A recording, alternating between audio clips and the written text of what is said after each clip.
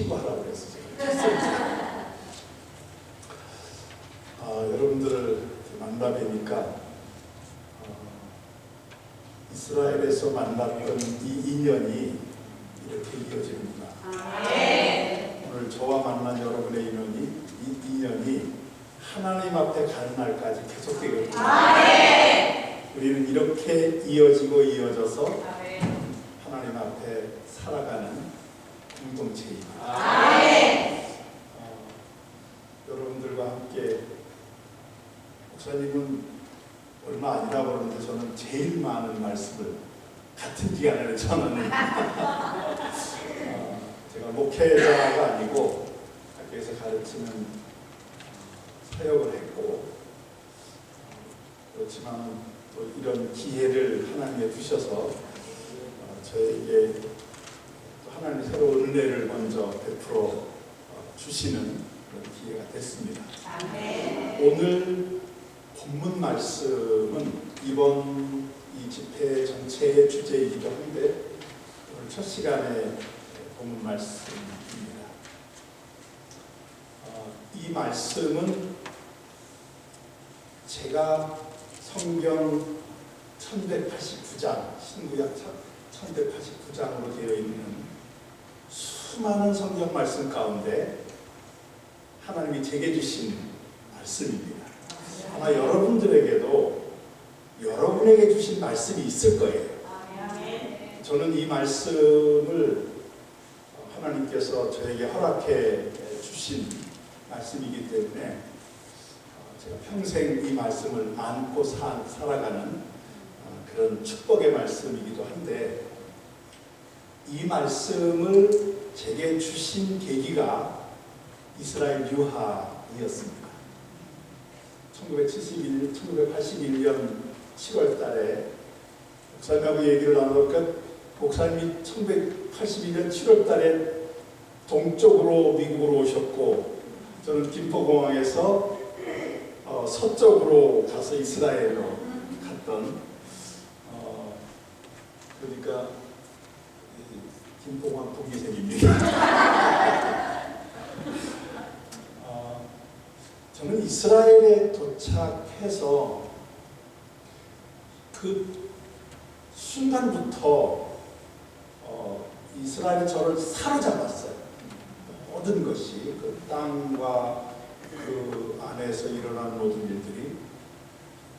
그런데 한 3개월 지나고 나니까 저도 모르게 제가 변한 것을 발견했습니다. 그게 뭐냐면 성경이 분명히 프린트된 내용인데 흑백으로 된 종이 위에 활자인데 성경을 폈는데 입체로 보이는 거예요. 그러니까 그 활자가 아니고 활자가 하나의 현실에 그 사건 장소로 보이기 시작합니다.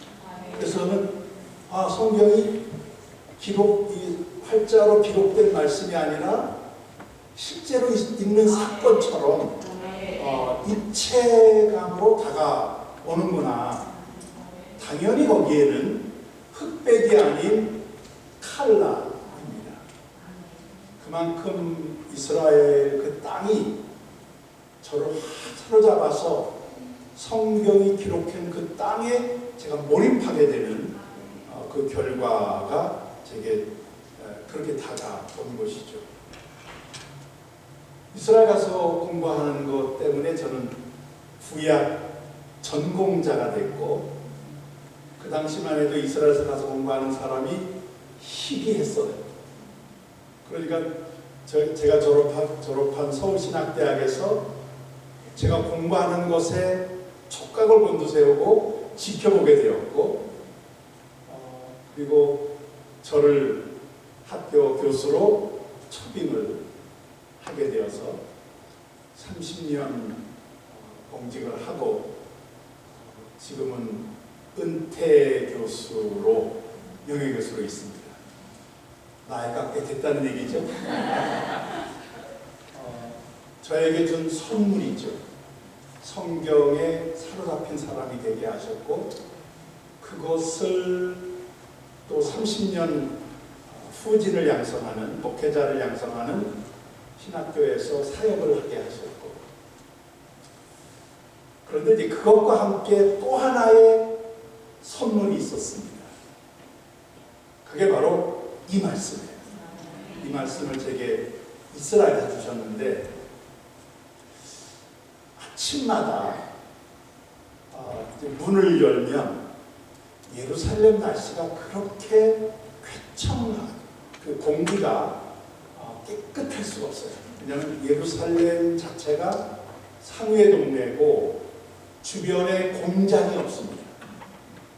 그러니까 당연히 그 옆에는 바로 이제 그 동쪽편으로는 유다 광야가 있기 때문에 이 광야가 이 지구에 남아있는 가장 마지막으로 남아있는 청정지역이라고 하지 않습니까? 그러니까 그 광야의 깨끗한 공기가 주변에 공장도 없는 산후의 동네 예루살렘 그 청명함, 청결함 그 자체였어요. 그래서 문을 열면은 시원한 그 신선한 공기가 아침마다 제 얼굴을 포함한 몸에 확 닿는 거예요. 그러면 이게 영혼까지도 이게 밝아지는 그런 느낌이 드는데, 제 앞에 펼쳐지는 창문 밖의 모습이 예루살렘. 상상이 잘 안 되시죠? 원래 외국에 가게 되면 시차 정도 적응이지만은 더 큰 시차 적응은 한국을 떠나는 것이 안 되는, 그래서 초기에는 깨면 여가 한국인데 하는 생각을 하고 깨는, 근데 앞에 펼쳐진 거는 예루살렘. 그때 내가 여기 있구나. 그거는 감격의 표현입니다. 내가 예루살렘, 성경의 땅, 예수님께서 십자가를 지시고 나를 위해 돌아가셨던 그 구원의 그 장소에 내가 있구나 하는 이 감격이 아침마다 창문을 열 때마다 내게 다가온 그런 하나님의 은혜입니다. 깨끗한 공기, 시원한 깨끗한 공기와 함께 예루살렘에 있음에 대한 그 기쁨, 감격, 감사, 이런 게 아침마다 제게 다가왔는데, 그것이 얼마 지나면 적응되잖아요. 아무리 좋은 것도 일정한 시간이 지나면은 그 다음부터는 평범한 것이 되게 돼 있어요. 그런데 이 예루살렘의 아침마다 제게 다가왔던 이 신선함과 감격은 계속돼요. 그러니까 아침마다 감격으로 시작을 합니다. 이게 7년을 제가 머물러 있었는데 7년 내내 저는 제가 어떤 감각이 살아있어서가 아니라 이건 하나님이 제게 주신 은혜라고 생각해요. 인간은 적응하면 금방 식상해지는 게 사람인데, 그 인간의 보편적인 식성해지는 그 감각을 하나님이 계속 유지시켜 주셨다. 하나님의 은혜다. 그 이후 학교에 있으면서 학교 프로그램을 진행하고, 이스라엘 비전 트립 진행하고, 또 목회자들도 같이 가는 프로그램을 학교가 주동해서 하면서 제가 당연히 이제 거기에 인솔자가 되고 해서 1년에 2번 정도는 계속해서 방학 때마다 이스라엘을 갔습니다. 그러니까 이스라엘에서 돌아온 뒤에 토탈을 다 계산을 못하는데, 왜냐하면 기록을 안 해놨기 때문에 평균으로 쳐도 60-70번을 가는 거예요. 이스라엘에서 돌아온 뒤에 7년을 살았고, 그 다음에 60-70번을 다녀왔는데, 갈 때마다 가슴이 두근 거예요. 마치 무슨 데이트 장소로 가듯이. 맞죠? 하나님과 데이트하는 것이죠. 그래서 저는 그 그 자체가 제가 이해가 안 되는 거예요. 아니 그렇게 거기에 살았었고 많이 다녀왔는데 왜 그렇게 가슴 두근거리는 곳인가? 저는 그것이 거룩한 땅이기 때문에 그렇다고 결론을 낼 수밖에 없어요. 이런 과정에서 제가 성경을 찾아보는 가운데 이 말씀이 되게 다가와요. 날마다 새롭게 하시는 하나님. 그래서 이 말씀을 제가 제 삶의 가장 중요한 말씀으로 가슴에 품고 살게 됐는데 여러분들이 어떤 말씀을 품고 계신지 한번 점검해 보시기 바랍니다. 그 말씀에 마음에 꽂힌 계기가 있을 거예요. 그게 하나님의 은혜입니다. 그걸 놓치지 마시고 그걸 품고 살면은 그게 기도예요. 쉬지 말고 기도하라가 다른 게 아니라 그런 말씀을 가슴에 품는 게 쉬지 않고 기도하는 거예요. 내 영혼이 계속해서 그 말씀을 묵상하면 내가 무의식 속에서라도 잠자는 중에라도 그 말씀이 나를 깨우는 말씀이 되게 돼 있습니다. 오늘 이번 집회는 제 마음에 담겨 있는 쉬지 않는 나의 기도 제목, 하나님을 향하여 늘 이 말씀을 가지고 살아가는 제 삶의 어떤 간증이라고 표현할 수도 있겠습니다.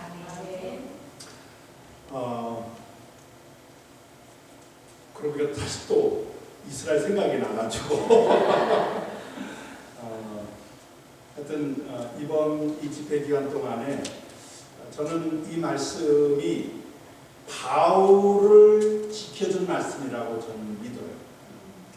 바울이 많은 말씀을 남겼죠. 주옥 같은 말씀을 많이 남겼습니다. 하나님 계시의 말씀을 받아서.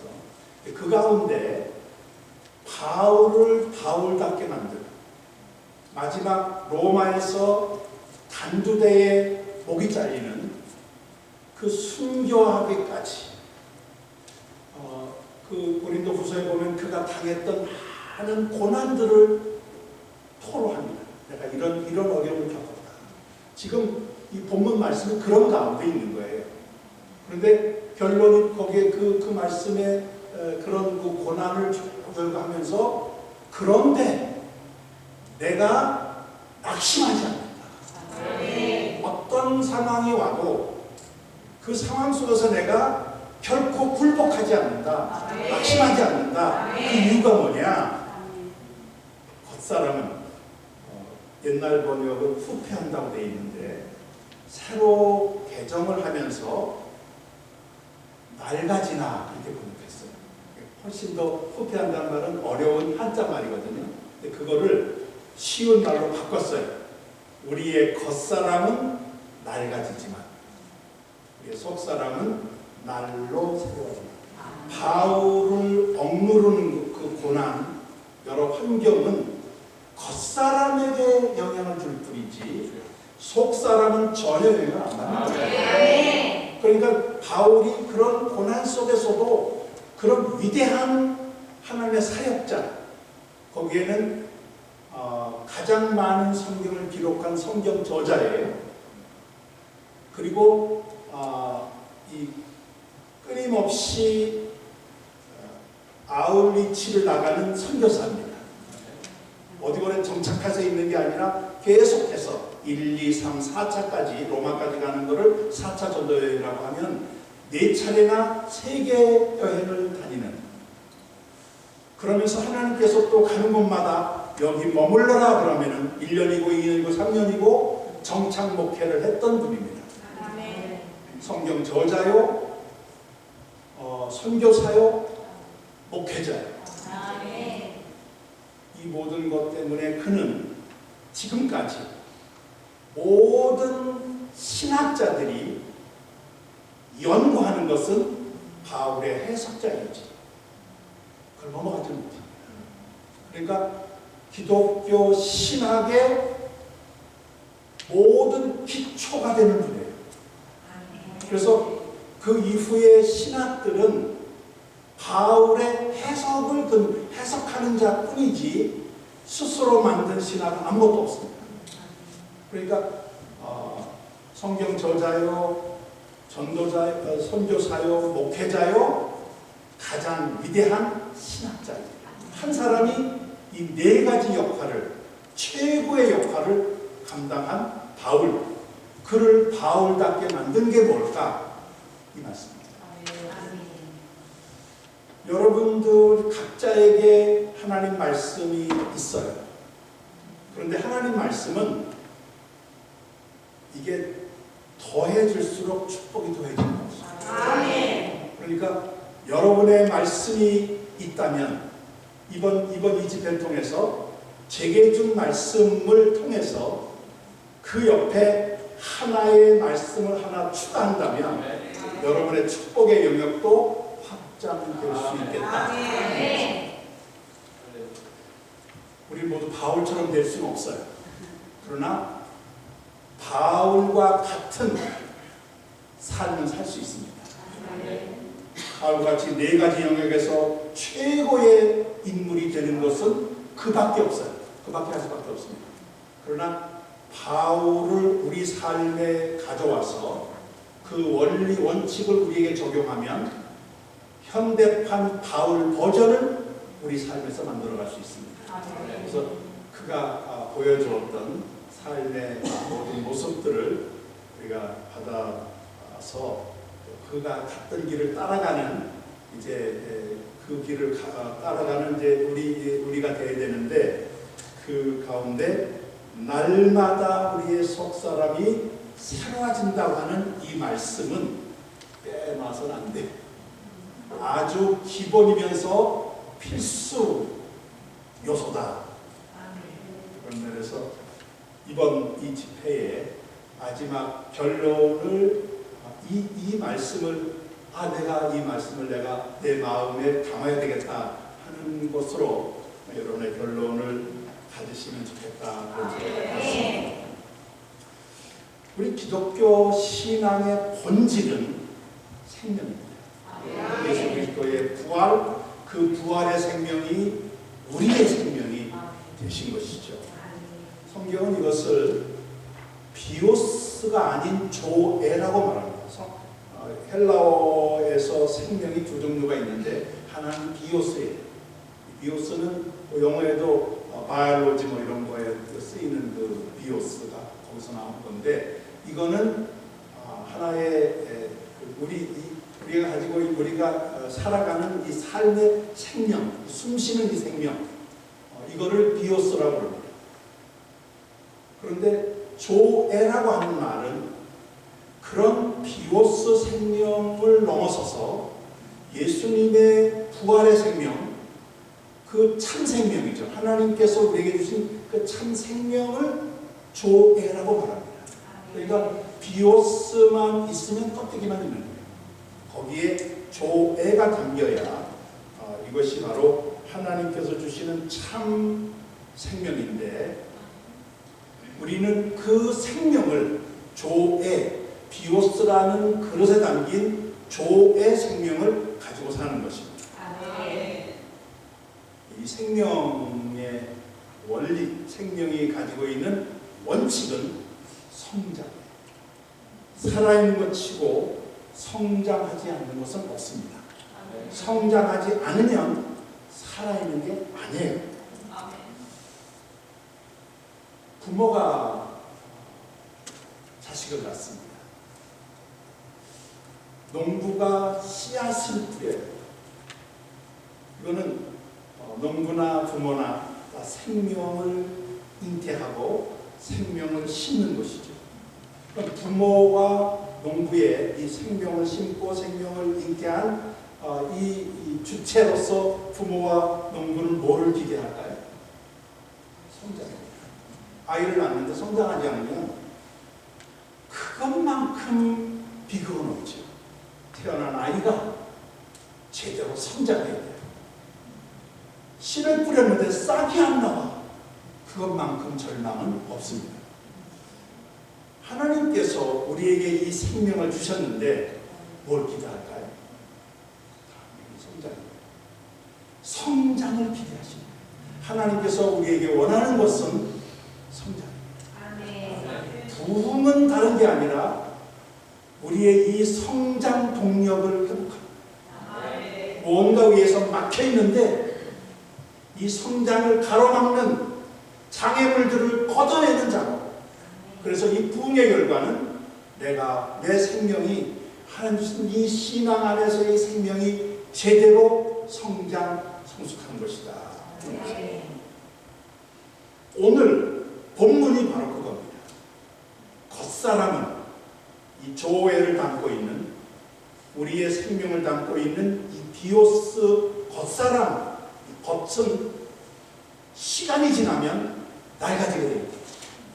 그런데 그 안에 담긴 조의 그 참 생명, 그건 속사람인데 거기에는 제한 없이 매일매일 새롭게 성장합니다. 새롭다는 것은 성장의 또 다른 표현입니다. 성장 자체가 새로워집니다. 어제의 내 모습과 오늘의 모습은 다른 데 성장이죠. 그런 점에서 오늘 바울이 말씀하신 속사람은 날로 새로워지고 겉사람은 낡아지지만 거기에 바울은 그러므로 내가 낙심하지 않는다. 그 말은 겉사람에게 포커스를 맞추지 않고 내가 관심 갖는 것은 속사람이다 그러기도 하고, 그게 하나님께서 우리를 보시는 관점이기도 합니다. 세상은 겉사람을 보기를 원해요. 여러분은 또 세상을 향해 겉사람을 보여주고 있다. 그러나 하나님께서 원하시는 것은 우리의 겉사람이 아닌 속사람이다 하는 것, 오늘 우리가 함께 주목할 본문 속에 담겨있는 메시지입니다. 몇 가지, 저는 설교는 되게 셋으로 구성을 해요. 그게 가장 인간에게 적합한 구조라고 해요.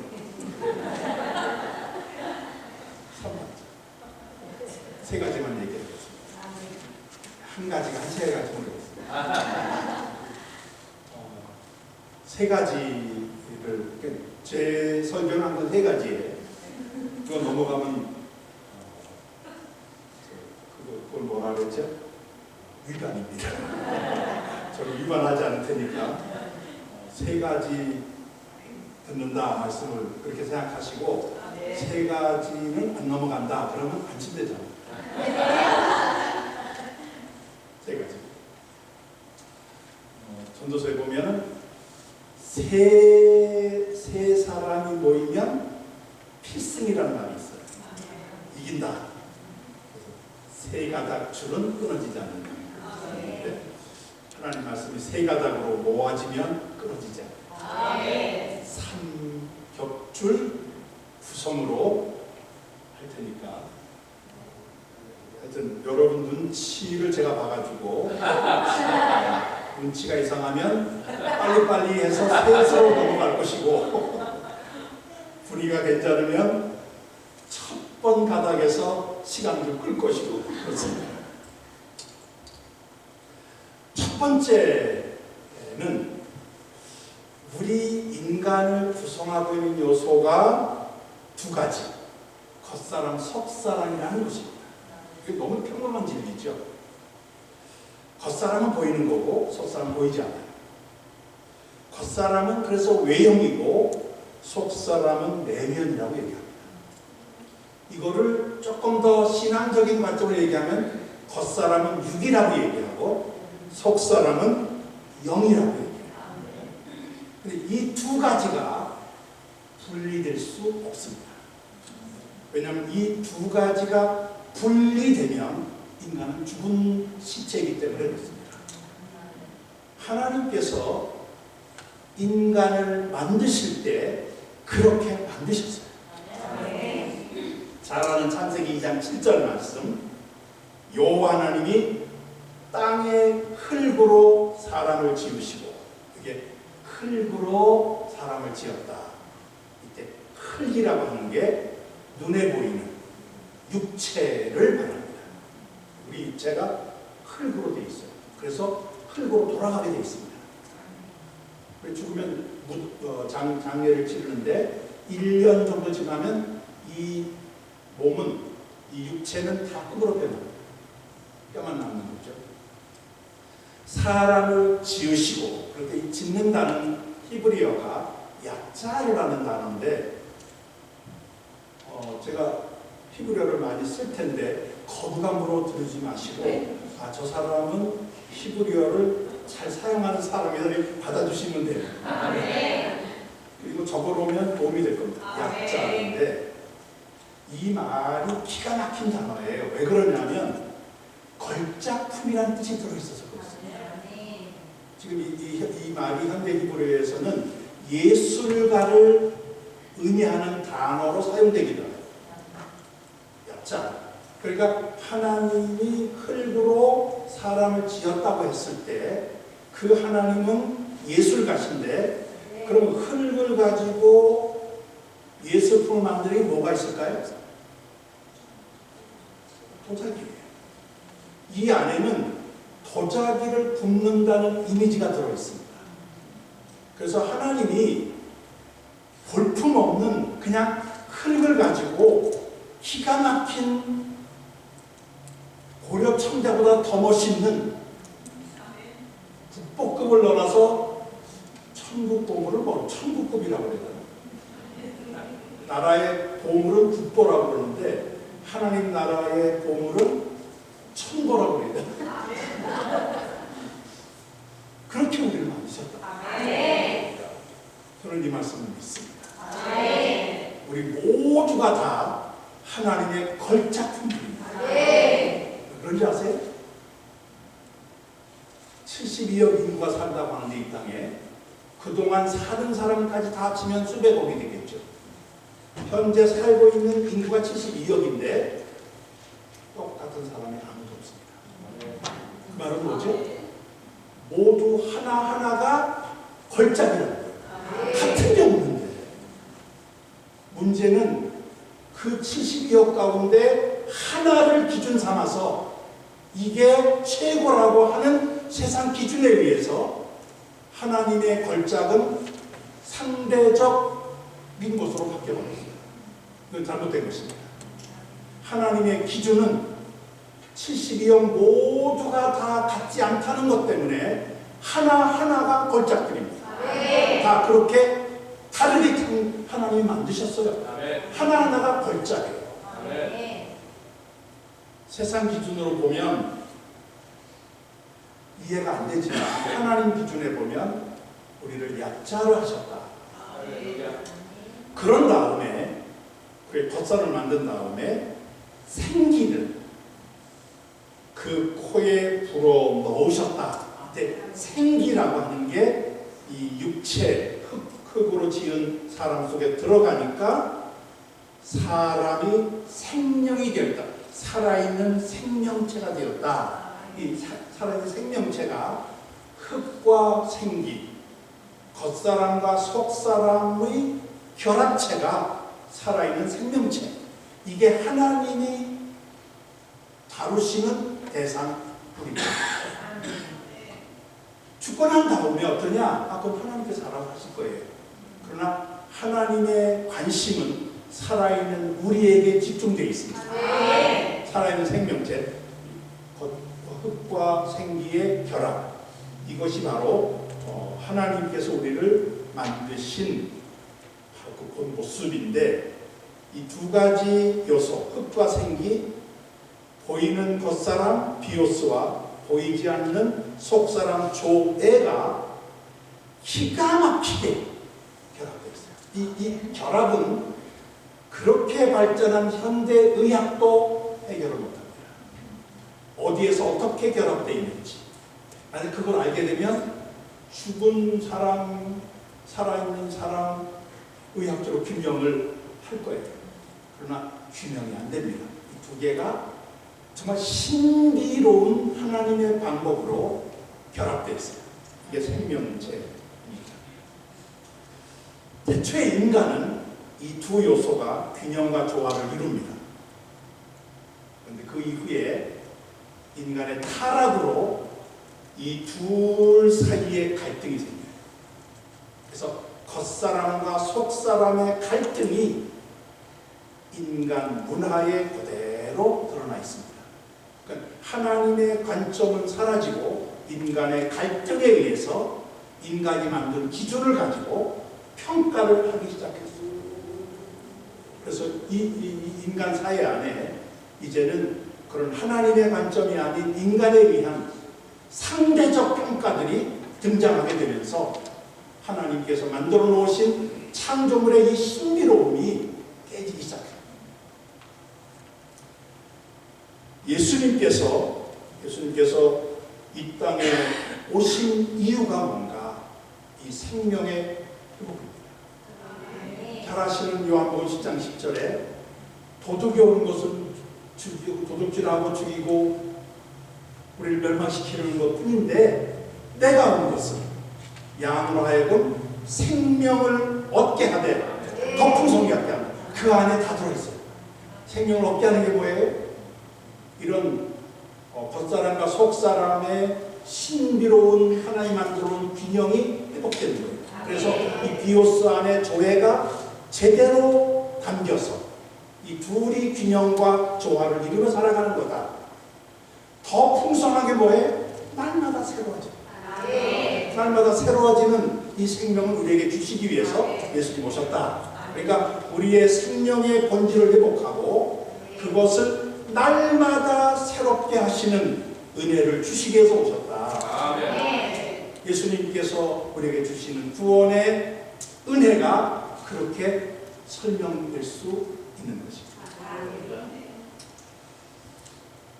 오늘 이 두 가지의 결합 속에서 우리가 기억해야 할 게 하나 있어요. 그는 겉사람은 맑아진다. 이 말은 한계가 있다는 거예요. 여기에 상대해서 속사람은 한계가 없습니다. 겉사람은 한계가 있어요. 왜냐하면 나이가 들수록 흙에서 왔기 때문에 흙으로 돌아가기 위한 준비 작업을 해요. 나이가 들면. 그래야 되죠. 그래서 낡아지게 돼 있어요. 이거는 흙에서 나온 육체가 흙으로 가기 위한 본토를 향한 준비 작업이다. 그러니까 낡아지는 거 그렇게 억울해할 필요 없어요. 어차피 보려고 했고 보려고 해야 되니까. 그런데 세상에서는 돌아가는 것을 막으려고 변신 다 하잖아요. 그러니까 무리가 생기게 되고 내버려두세요. 단 하나, 그렇다고 해서 방치해서는 안 돼요. 관리를 해야 돼요. 그러니까 관리는 우리에게 맡겨진 거예요. 건강관리 우리가 해야 됩니다. 그러나 그것이 돌아간다는 한계는 인정해줘라. 이해가 되시죠? 그러니까 하나님께서 우리에게 맡겨줬기 때문에 내가 관리자로 관리한다는 그런 어떤 자세는 분명히 갖는데 그걸 마지막까지 막으려고 하면 하나님의 원리에 대한 거역이다 하는 것입니다. 우리 몸을 관리할 책임이 있는데 저는 신유, 저희 교단도 신유를 사중복음에 신유가 있거든요. 신유가 뭔가? 하나님이 우리를 고쳐주신다는 거 아니에요. 그게 신유잖아요. 저는 이걸 이렇게 해석합니다. 하나님도 우리의 건강에 관심이 계시다. 그래야 되는 거예요. 그러니까 하나님이 나의 건강을 고쳐주신다. 물론 고쳐주시죠. 위급 결정적인 어떤 위기가 왔을 때 고쳐주십니다. 개입하셔서. 그런데 그보다 더 중요한 것은 내 건강에 하나님도 관심을 갖듯이 우리도 관심을 가져야 된다. 하나님의 우리를 향한 건강 관심에 함께 우리가 동참하는 것, 요게 균형이고, 그러다가 내 한계를 넘어가서 도저히 할 수 없는 상황이 올 수 있습니다. 그럴 때 하나님께서 개입할 수 있다. 이게 이제 신유라고 하는 것입니다. 낡아지면 피할 수 없는데, 그러나 그것을 관리는 우리에게 책임이 주어져 있다. 나이가 들면 찾아오는 신체적 변화, 그것은 수용해야 한다. 저는 그거를 기본적인 겸손입니다. 하나님께서 우리에게 준 수명을 갖고 사는 것 자체가 한계인데, 그 한계 안에 우리의 겉사람은 어쩔 수 없이 그 수용을, 낡아진 신체적 변화를 수용해야 된다. 그런데 그런 가운데서도 우리에게 희망이 있습니다. 왜 그러냐면 평균 수명이 점점 늘어나요. 그래서 여러 가지 요인이 있겠죠. 뭐 의료기술이 많이 발전하고, 뭐 의료보험제도가 많이 또 이제 향상되고, 그 다음에 그 영양 섭취가 좋고, 뭐 이런 여러 가지 요인 때문에 과거에는 상상도 못할 수명이 높아졌어요. 평균 수명. 그거는 이 땅에 살고 싶은 욕심을 또 하나님께서 어떤 방법으로든지 이게 이제 우리에게 보충해 주시는 거라고 생각이 드는데, 한계는 있는데 관리를 해야 되고, 그 다음에 평균 수명을 높아주시는 하나님께 감사하면서 살아가자. 재밌지요? 신앙 안에서 이 하나님께서 주신 말씀이 그런 깊은 맛도 있고 얇은 맛도 있어요. 너무 깊은 맛만 보려고 하지 마시고 얇은 맛도 있다고 하는 거. 지금 제가 드리는 이 말씀은 지나가는 말처럼 들리실지 모르지만 하나님 말씀의 근거를 둔 얕은 맛입니다. 하나 더 여러분들에게 팁으로 보너스로 드린다면, 장수를 위한 기도, 제 기도예요. 그걸 보너스로 드릴게요. 기도해야 된다는 거예요. 낡아지지만 기도해야 돼요. 왜냐하면 관리를 우리가 맡아 있고, 하나님께서 평균 수명을 높여주시니까 거기에 걸맞는 기도를 해야 된다. 그래서 젊었을 때 하면 더 좋을 거예요. 나이가 들면서 하면은 그만큼 기도의 분량이 줄어들기 때문에 나오실 수도 있어요. 기도는 물탱크에 물을 채우듯이 채우는 거예요. 그래서 기도는 전혀 기도가 응답되지 않는 기도가 아무것도 없다. 기도하면 다 없어지는 것처럼 보이지만 아니다. 내 기도 탱크에 하나님이 다 채워주신다. 그래서 필요할 때마다 우리가 물을 꺼내 쓰듯이 하나님께서 기도 탱크에 채워진 걸 가지고 응답해 주신다. 때로는 빨리 응답한 것도 있고, 즉각적인 응답도 있고, 조금 시간이 걸리는 것도 있고, 어쩌면 하늘나라 갈 때까지 가져갈 기도 제목도 있을 수 있어요. 조지 뮬러가 그랬다는 거예요. 마지막 자기 친구를 위한 마지막 기도는 죽고 난 뒤에 이루어졌다니까, 그건 하나님 앞에 가야 이루어지는 기도일 수도 있습니다. 하여튼 그런 면에서 우리 기도의 탱크에 물을 채워야 되는 거예요. 자녀들을 위해서 너무 답답해하지 마시고 기도하시면 돼요. 하나님께서 때가 되면 다 응답해 주세요. 장수를 위한 기도 마찬가지예요. 기도. 첫 번째, 굉장히 겸손한 기도예요. 평균 수명은 넘게 해주십시오. 아니, 그거는 괜찮잖아요. 욕심 아니잖아요. 평균 수명은 넘게 해주십시오. 근데 보니까 2017년 대한민국 기준으로 보니까 남자가 79.7세예요. 80이 조금 안 돼. 여자는 85.7세예요. 무려 6살이나.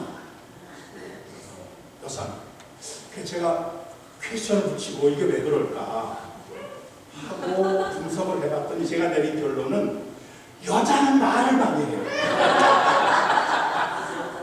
저희 집에 딸이 둘이 있고 아들 하나 있고 딸 둘이 있거든요. 아들은 무조건 내 편이죠. 딸은 제 편 같은데 제 편. 그러니까 너무 잘해요. 내 아들 녀석은 말할 게가 별로 없어요. 말수도 없고 저도 뭐 이렇게 얘기하고 싶은 사람도. 근데 이 딸 둘하고는 좀 떨어져 있기도 하고 가까이 하나 있고 떨어져 있고 그런데 지금 전화로 다 통하잖아요. 제가 이렇게 가끔 이제 들어보면 별 얘기를 다 따는데 여자는 말을 많이 하는구나. 속에 쌓아두지 않는구나. 그러니까 오래 사는 거예요. 자, 그러면 평균 수명 높이는 어떻게 될까요? 말을 많이 하셔야 돼요. 속에 쌓아두지 말고 말을 많이 해야 돼요. 제가 알아본 노하우. 하여튼 남자도 평균 수명을 넘게 해달라고 기도하는데 여자와 같게 해달라고 기도하셔야 돼요. 여자와 같게. 그 여자도 넘어간다면 그것도 이상하잖아요. 욕심이잖아요. 그러니까 평균 수명을 넘게 해주시는데 여자와 함께 해달라. 이러면 어떻게 될까요? 높으니까 그냥 뭐 남자 봐줘야 되겠죠. 두 번째, 건강하게 살게 해주십시오. 아멘. 저는 신유의 하나님을 믿는 신앙고백입니다. 제가 하나님 위해서 사는데 건강하게 살게. 아멘. 저희 어머니가 지금 90세시거든요. 금년에 90이신데 건강하게 살아가는 방법은 바쁘게 사시더라고요. 그래서 그렇게 걸어 다니시고 그래요. 그래서 잔병 별로 없으신데 또 병이 조금이라도 생기면 바로 또 병원 가서 치료를 받으시더라고요. 왜 그러시나 했더니 자식한테 폐 안 끼치려고 그런다 그러시더라고요. 그러니까 그런 마음가짐을 가지고 사시는 거예요. 세 번째가 연관되는데 끝까지 할 일이 있게 해달라. 아멘. 왜냐하면 할 일이 없으면 가야 돼요. 왜냐하면 할 일이 있어서 여기 있는 것이지 그 신앙 충혈하고 있는 건 아니잖아요. 할 일이 있어요. 그런데 우리에게 하나님께서 평생 할 일을 이미 다 주셨어요. 교회에서 할 일, 뭐 가정에서 할 일. 저희 어머님 아침 일어나면 자녀들을 위해서 혼자까지 기도하고 나면 한 2시간 걸린다고 그래요. 그게 사역이에요. 그러니까 기도의 사역, 그리고 교회 안에서의 사역, 자기에게 주어진 은사를 따라 하는 일도 한두 끝도 없죠. 할 일을 찾는다고 하면. 그래서 이 할 일이 있는 사람은 하나님께서 건강도 함께 주신다. 김형석 교수라고 있어요. 잘 아실 텐데 금년 나이가 100세세요. 이분이 지금도 강의하러 다니세요. 물론 이제 차를 타고 이동을 하시는데 금년 신년 KBS가 인간극장이라고 있어요. 아침에 이제 매일 하는 프로그램인데 그래서 한 사람을 선정하면 4회를 합니다. 4회 하는데 인간극장인데 금년 신년 특집 첫 번째 인간극장으로 김영석 교수의 삶을 조명을 하는 프로그램을 했는데 제목이 100년을 살고 보네요. 그래서 그분이 100년을 살아오면서 고백했던 내용들을 그런 인터뷰로 해서 쭉 프로그램을 만들었어요.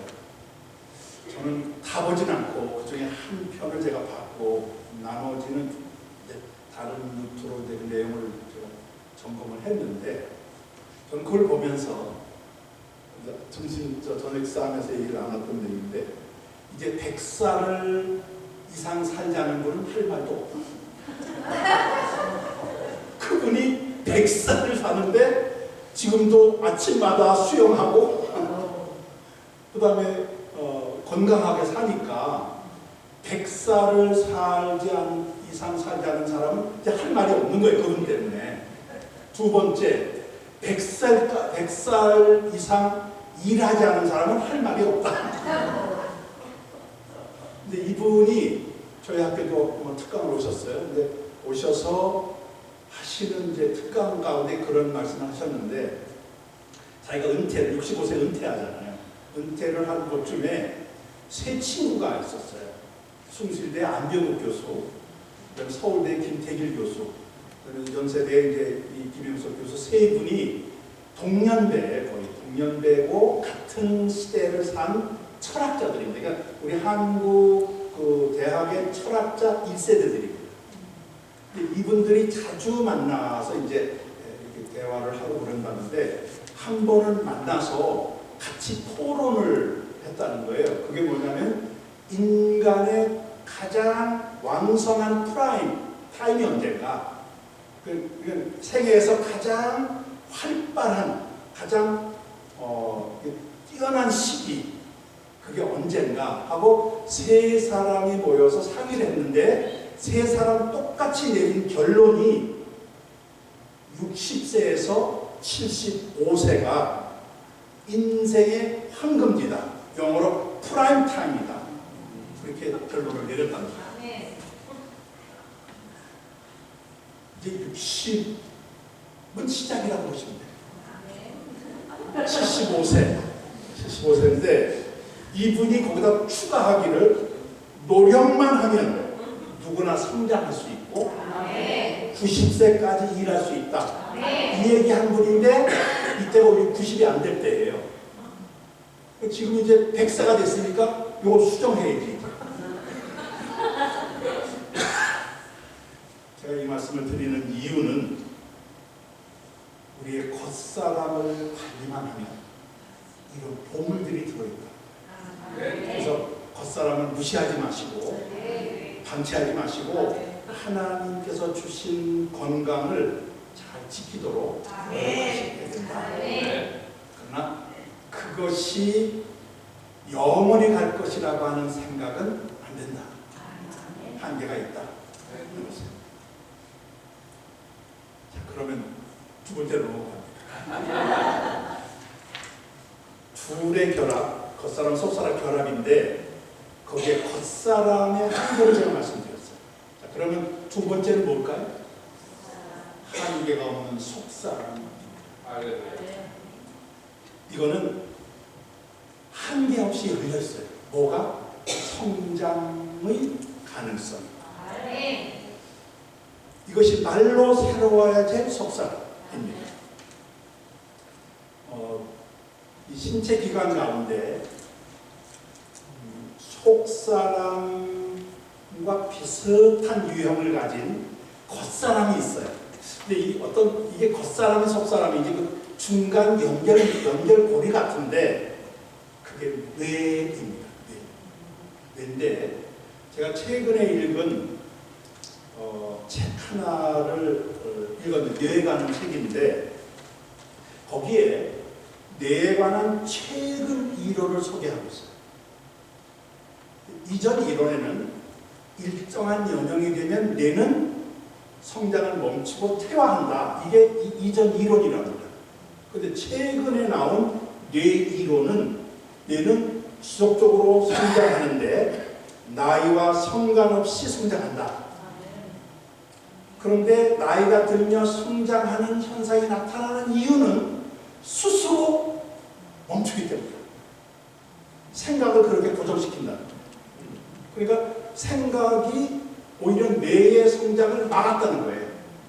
뇌는 원래 그렇지 않은데, 내 나이 들었으니까 뭐 이제 뇌도 뭐 퇴화할 거야 라고 하는 생각 때문에 뇌는 스스로 성장을 멈춘다는 거예요. 이게 이제 새로운 이론입니다. 그러면서 주어진 뇌 용량 중, 뇌 용량이 굉장히 큰데, 보통 사람은 1%만 사용하고 죽는데요. 나머지 98%는 사용하지 않는 거예요. 그러고 보니까 제가 이제 그 USB 사용하잖아요. 근데 요즘에는 32가까지 나와 있어요. 근데 이 USB를 가지고 제가 쓰는 게, 그건 뭐 이동하면서 옮길 때만 쓰니까 1기가도 안 쓰는 거예요.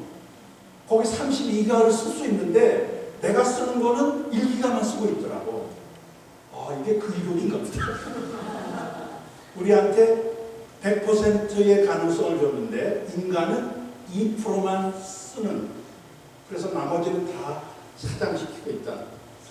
3% 내지 4%만 사용해도 천재라고 합니다. 천재의 그 기준이 한 4% 쓰면 천재라는 거예요. 그 세계에서 가장 뛰어난 지능을 가진 사람 아인슈타인이라고 얘기를 한다는데, 이 아인슈타인이 4 내지 5%를 쓴 사람으로 평가를 한다고 합니다.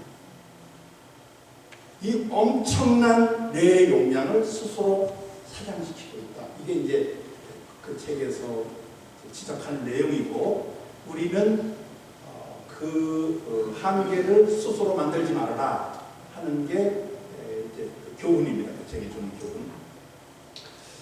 저는 그런 면에서 이 뇌는 우리 석사의 석성을 많이 닮아 있다.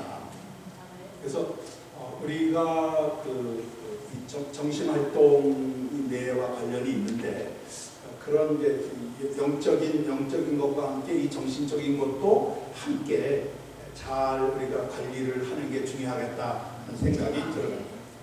그런데 이 속사람의 특징, 속사람의 특성이 뭐냐 하면은 날마다 새로워진다는 건데, 거기에 날마다 새로워진다는 것은 비교급입니다. 최상급이 아니에요. 세상은 최상급을 최고라고 얘기해요.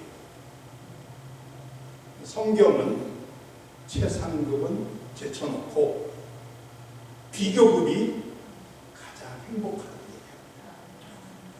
비교급이 영적으로 정도예요. 저는 이 말을 제가 이렇게 말씀드리는 이유는, 최상급은 하나님 외에 없습니다. 우리에게 주어지는 최상급은 그런 하나님 앞에 갈 때에 주어지는 축복이에요. 이 땅에서 우리는 최상급을 추구할 수 없습니다. 추구해서도 안 되죠. 최상급은 하나님만이 가지고 계시고, 최상급은 내가 하나님 앞에 갔을 때에 하나님이 주시는 은혜의 상급이다. 그럼 이 땅에서 뭐냐? 비교. 날마다 새로운 거예요. 그 말은 어제, 오늘, 내일이 각각 달아서 이게 단계를 올라가듯이 매일 비교급 상승이지 최상급은 아니다. 최상급은요, 더 이상 올라갈 데가 없는 거예요. 소위 성장의 여유가 없었다는 뜻입니다. 그래서 그거를 교만하다고 얘기합니다. 최상급은 교만해요. 비교급은 뭔가? 비교급은 이런 유익이 있어요.